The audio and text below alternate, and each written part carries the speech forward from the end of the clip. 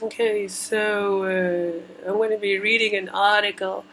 I actually found it in a description to a video by Narcissist Free Almost. So I think she reads it in her video, but I want to read it, make my own video, reading the same article. Uh, so I'll link the article below because this talks about psychological enmeshment. And by the way, for the sound, I'm using an ambient filter. What is it called? Use ambient noise reduction. Hopefully that'll, I don't know, it makes the audio slightly like it's got this kind of metallic thing to it, but I don't know. I'll just try it. I will try it. But I think I need to get a better mic. Anyway, so I just sort of read it a little bit, and I'm like, this is so applicable to me. This is so like, I can't believe this. Like, now. It's just now that I'm taking my own therapy seriously. I've like completely neglected my psychology. I've always been interested in philosophical concepts. So and I've completely negated my psychological issues, health. So I was like, oh my god. Alright. So, oh yeah, and my hair has got oil, so it's called it's on the Sagacious News Network, and it's called Silently Seduced Malignant Narcissists, Emotional and Covert Incest. I don't know about the title, but it's from August 4th, 2013. Okay, some days wear the bug, other days wear the windshield. Such can be one's life when they have an emotionally abusive parent with unpredictable mood swings ranging from idealization to devaluation, sometimes several times during the day. Now, this talks about having a borderline mother. Now, I don't know, maybe my mom was kind of borderline. She could have been because she was in an abusive relationship with my dad. My dad is definitely a narcissist, okay? And like, the more I read about narcissism, the more I'm thinking, oh my god, my dad has so many of these characteristics.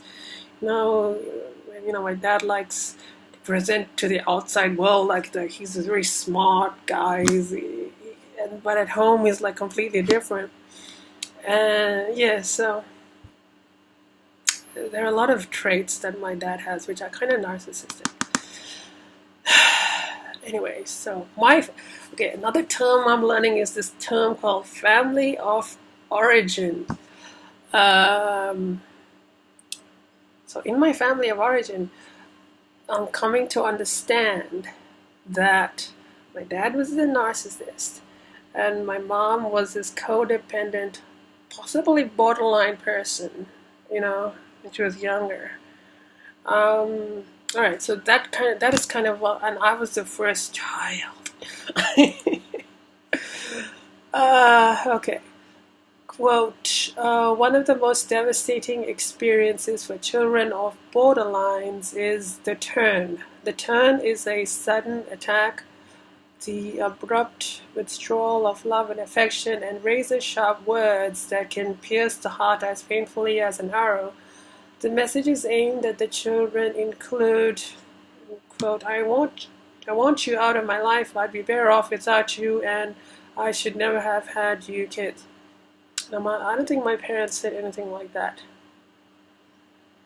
I don't remember it anyway. Okay,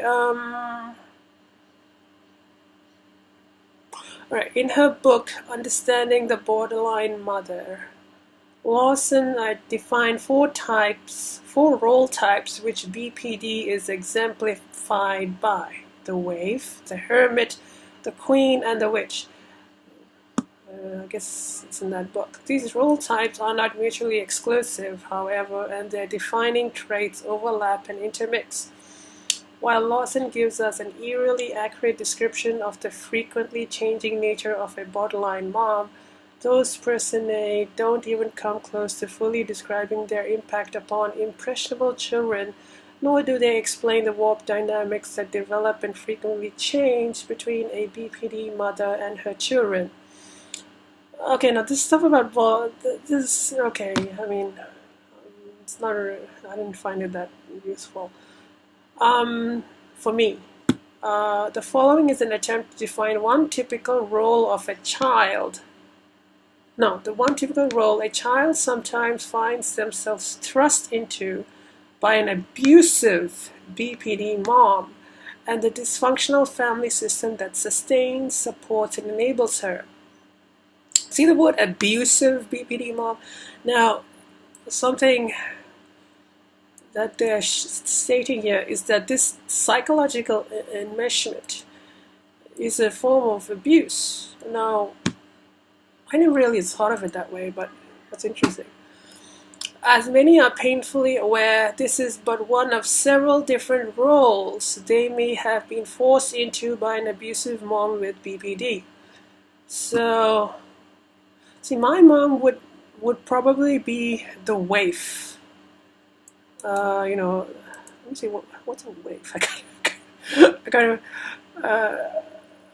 a waif from the old French waif, stray beast, is a living creature removed by hardship, loss, or other helpless circumstance from its original surroundings. The most common usage of the word is to designate a homeless, forsaken, or orphan child, or someone whose appearance is evocative of the same. God, let's just define this. I don't want this.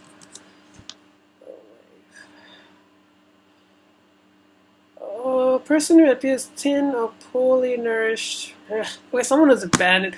Alright, that's just describing the appearance. Oh, anyway.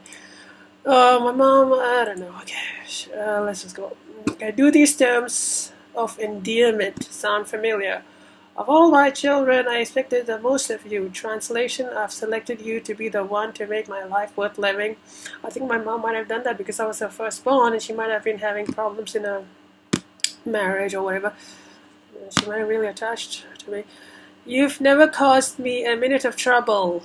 Translation, ignore your own needs. I can't handle them. You're the only one who truly understands me. Translation, I would be totally alone if it weren't for you. I think my mom might have connected like that. Alright. Oh, my lips are like sore. If so, you may have, like if these things apply, if so, you may have been a chosen child, seemingly the focus of loving and devoted parents, but in reality a child walking a psychological tightrope, learning early on to deny your own needs in order to meet the emotional needs of a parent. There is a name for this devastating and increasingly common form of child abuse: emotional or covert incest. See, as a kid, I never need, aside from physical needs like hunger and all that, I never thought, I never considered of myself as having any needs other than that. I never thought that I deserved anything more than just food and shelter.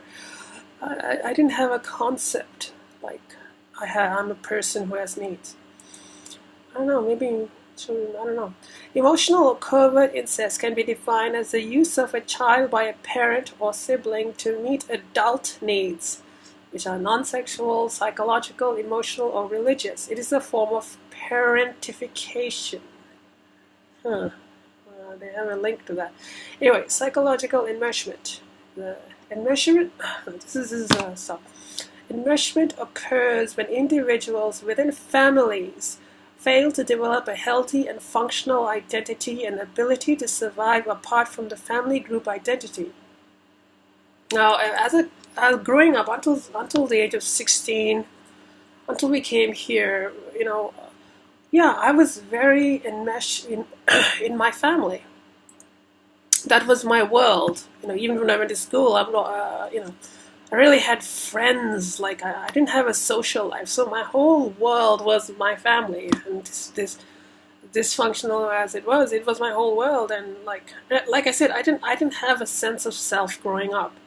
Now I recognize it's because of this kind of enmeshment, psychological enmeshment within my family of origin dynamic. I just didn't develop a clear identity. It's funny because my sister is very different from me. I think she had a very strong sense of like herself very early on. It's like, so not everyone is the same. Anyway, there is a high degree of emotional fusion and a lack of clear or consistent personal boundaries between members. This fusion interferes with the child's ability to develop a clear sense of self. It interferes with normal growth and development for children who are raised within an enmeshed family and causes relationship problems as well as various other psychological problems. Yeah, covert emotional incest occurs within enmeshed families, and I don't know what this is, describes the dynamics of enmeshment. Anyway, yeah.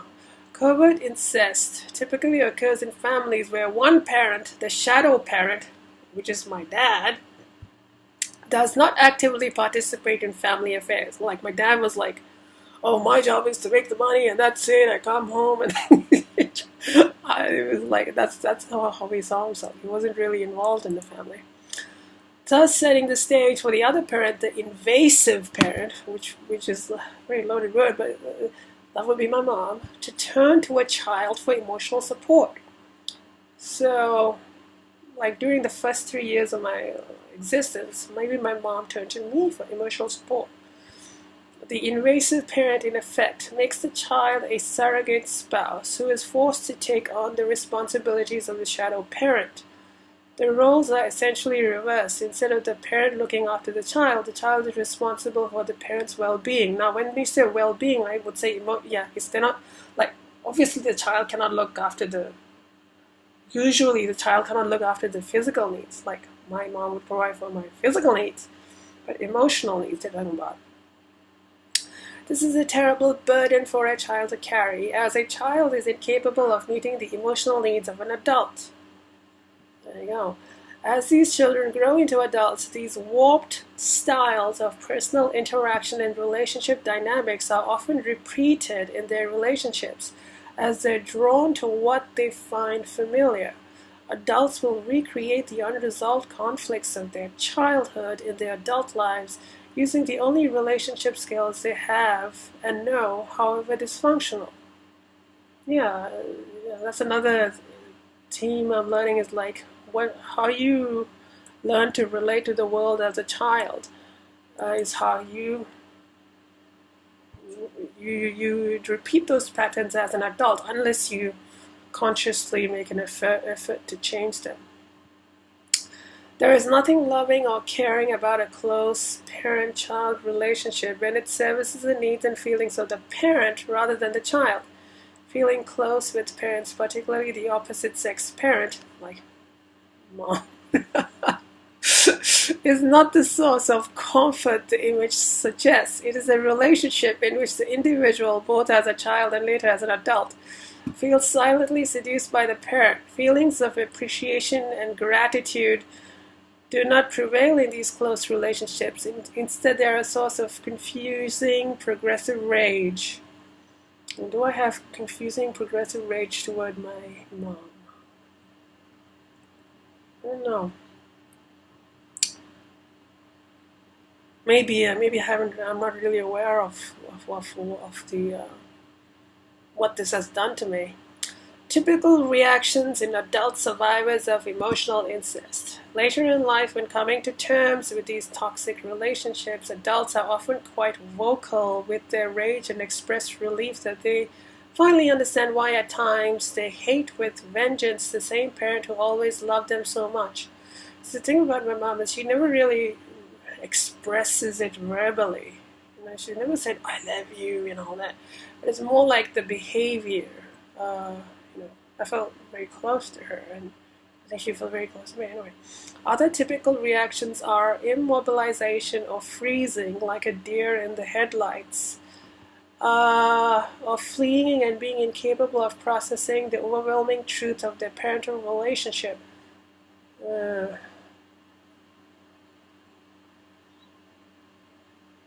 See, for me, I'm at a stage where I'm like really not that. I don't see. I'm much more. I'm allowing myself to be very like look into myself without judging who I am, not getting emotionally caught. Uh, Sometimes when parents realize the actual dysfunctional dynamics within their families, they also begin to understand why their own children struggle in relationships. I don't know if my parents understand this. Others remain deeply entrenched in denial and will insist there is no harm in their close relationship to their opposite sex parent. See, I'm much more open to actually looking at this. Actually, they claim to feel special and privileged. These children were given a special position by being idealized by the parent. I did, this phrase, a golden child. I think there was a period because of where I was treated as a golden child. However, there is no privilege in being cheated out of a childhood by being a parent's surrogate partner. As adults, these individuals in turn idealize their parents to cover the pain of the abandoned and victimized child within. To be a parent's surrogate partner is to be a victim of covert incest. So I think, maybe I might be like idealizing my mom there a little bit because I don't want to face the truth of the abandoned, and I do have a lot of abandonment. God, this characteristics of emotional/covert incest. Love-hate relationship. One often has intense feelings of both love and hate for the opposite sex parent. On one hand, they feel special and privileged because of the relationship. On the other, they frequently feel they aren't doing enough for that parent. This results in feelings of guilt, which result in rage that is seldom directly expressed. I do feel special and privileged. Sometimes but like at this stage, maybe if I read this maybe 10 years ago, it might have had a much more of an emotional resonance. But at this stage in my life, like I feel like, I've gone through a lot of stuff, and I don't have, even though if this might be true in a sense, I don't feel that emotionally affected. Because my parents, like my mom, they don't have those kinds of expectations of me. Emotional distance from the same-sex parent, like my dad.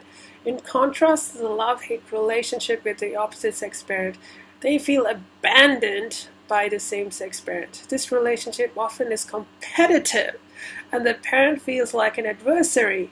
Like I said, I think my dad even sensed this. He thought that he felt like he was competing with me for my mom's affection.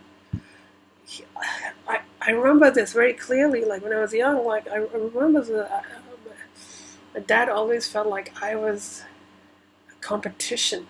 He didn't, and in that sense, he didn't treat me as his child. He taught me, he treated me like an adversary, and I guess, and in doing so, that I lost that kind of relationship I could have had with him, because he saw me as an adversary. Feeling contempt for this parent is common, but a same-sex enmeshment is also possible and common. I didn't have that. And when I say same-sex, I know I'm trans and all that, but let's just leave it simple. Guilt and confusion over personal needs. This is so true. They feel guilty about their needs and probably never have. No, they probably never have a difficult time identifying what they are. No, I don't think that's right. I think they generally try to be strong, caretaker, always be there for others as a way of meeting their own needs. sometimes described as codependent. Like I've never felt like I have needs. I never thought that was a thing. The idea of me having needs of my own, I just didn't even conceptualize it. I would look at other people and say, oh, this person has this, they want this and that. But I never felt like I deserved that kind of attention, or I never felt like I should have needs or whatever. Feelings of inadequacy. They are likely to have chronic feelings of inadequacy and unworthiness. Yes, this is true. They believe their worth as a man or a woman is determined by what they can do rather than who they are. Yes. I mean, psychologically, yeah, like, what can I do for you? No, I'm not worthy just as I am. Multiple relationships. They are likely to have been in and out of many relationships and never felt satisfied. They are always on the lookout for the perfect partner or relationship or the perfect job if they tend towards workaholism and are a love avoidant type. Establishing intimacy is difficult for them. Yes, that's true. Well, the job thing, well, I would love to have I would love to have had more jobs in my life. I never had that many relationships, but the idea of finding the perfect partner, I mean, that's something we all tend to, a lot of us tend to fall into that trap. Difficulty with contentment. They generally experience ambivalence regarding commitment in relationships and always seem to have one foot in and one foot out of the door, just in case. Hasty commitments. They make a quick commitment to a relationship, then realize later it was not a good choice. Feeling too guilty to leave, instead they try to make it right. Yeah. It's not a healthy way of being. These hasty commitments and stuff like that. Regret over past relationships. They find themselves looking back at a previous relationship and wondering if it could have worked out, or if it could have worked if they had stuck it out. Thing is, I can't really talk much about this because I've never really had that much experience with relationships. I've only had one serious relationship, so I just don't think I can have much to say. But compulsion / sexual dysfunction. They find themselves feeling sexually shut down or driven and compulsive in the pursuit of sexual highs or conquest. Sex may become addictive. Again, it's not something I can really talk much about. Compulsions, addictions. They have other compulsions or addictions. They are driven in the area of work, success, and achievement. They find themselves addicted to food. Either they compulsively overeat, starve themselves, or they binge and purge. I do have addiction issues. Cutting, self-injury are also related, as the same psychological processes underlie these behaviors. Alright. Right. So idealize, this is some... I guess this is a definition of idealization. Idealization often occurs in families that are very religious, especially in those kinds of religious homes that draw very strict boundaries to define acceptable and unacceptable attitudes and behaviors. The high value that is placed on family and on respect for parents makes it almost impossible for children to integrate their parents' failings and weaknesses. Well, we weren't that religious. The ultimate tragedy. Another tragedy is a problem of multi-generational nature. The serious dysfunction in a family of origin will be absorbed by the children's families and then their children's families, a ripple of misery extending farther and farther down through the years. The dependency or dysfunction may change, but it's there. It's almost always there, wreaking its damage. So, yeah. This is a quote by Bodhi Paksa Krishnamurti. It is no measure of health to be well adjusted to a profoundly sick society. Yes. So there's some recommended books. The Emotional Incest Syndrome. What to do when a parent's love rules your life. Silently seduced when parents make their children partners. The Emotional Rape Syndrome, How to Survive and Avoid It. Okay, it seems like an interesting, interesting. Anyway, so I think the key thing I wanted to get out of there is I'm learning more about this whole family of origin and how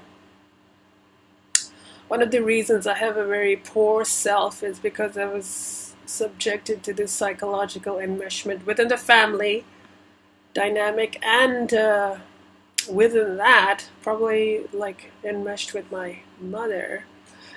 And that's led to me being, you know, just relate. It's very hard for me to relate to people, to be around people, because I don't know how to relate to people in healthy ways. Uh, like I said, most of my life I just spent my time at home and all by myself. I never had the uh, self growth you would get if you were a social person. Like my sister is a very social person. She's always had friends, and so she's probably done a lot of work on herself to develop her identity. But I think she still got some other issues related to this self thing. Um, anyway, but yeah, so well, yeah, something to learn. Oh my god. Gotta, yeah, I'm focusing on my diet, doing all that stuff, and yeah, I'm just trying to help myself. Help myself. Oh, yeah, that's so weird. Okay, I'll just link this article. I'll link the other original video where I got the link from too. I mean, all this therapy stuff is like, sometimes it's very difficult. I have to say that ever since I've been taking this new antidepressant, I feel like I'm a bit more like it's got a lot of, it's got adrenaline, right? I feel like I'm getting I feel like irritable, and like I've got aggressive thoughts, like it's like it's very unusual. It's like, oh, I'm just so angry or something. I don't know, very irritable. But I think it'll settle down. I think it'll just take a little bit for my body to adjust to it, and yeah. Mm.